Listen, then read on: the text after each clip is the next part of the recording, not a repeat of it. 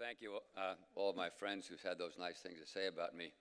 We media lawyers have two words to describe that kind of talk, and it's rhetorical hyperbole. You know, it's one of our best defenses. You go into court and you say, well, we really didn't mean it literally when we called the plaintiff a traitor. It was an exaggeration. Well, whether or not you all meant what you said literally, I appreciate the kind words.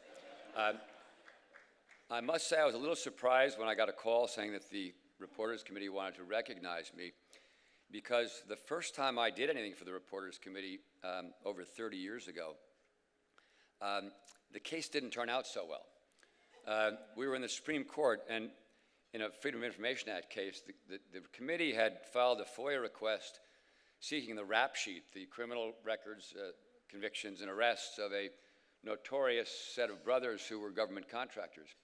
The government refused the request, saying that these records were private. So I'm arguing to the Supreme Court, how can a conviction possibly be private? How can anything be more public than a conviction?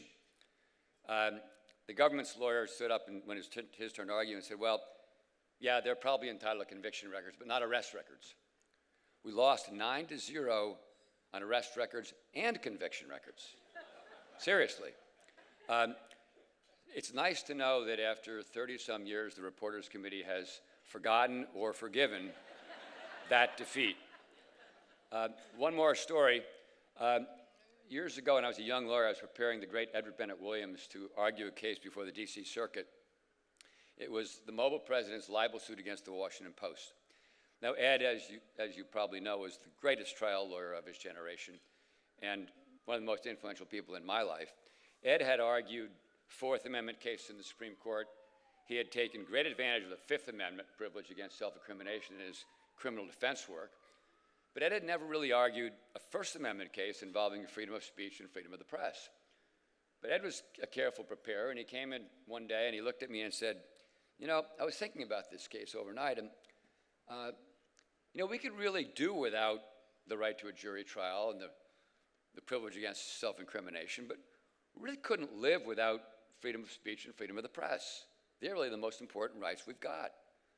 Well, of course, Ed was right. So it's been a great privilege for me to be able to work with so many of you in this room and with the Reporters Committee on issues involving press freedom and free speech. I thank you all for the privilege of allowing me to do this work.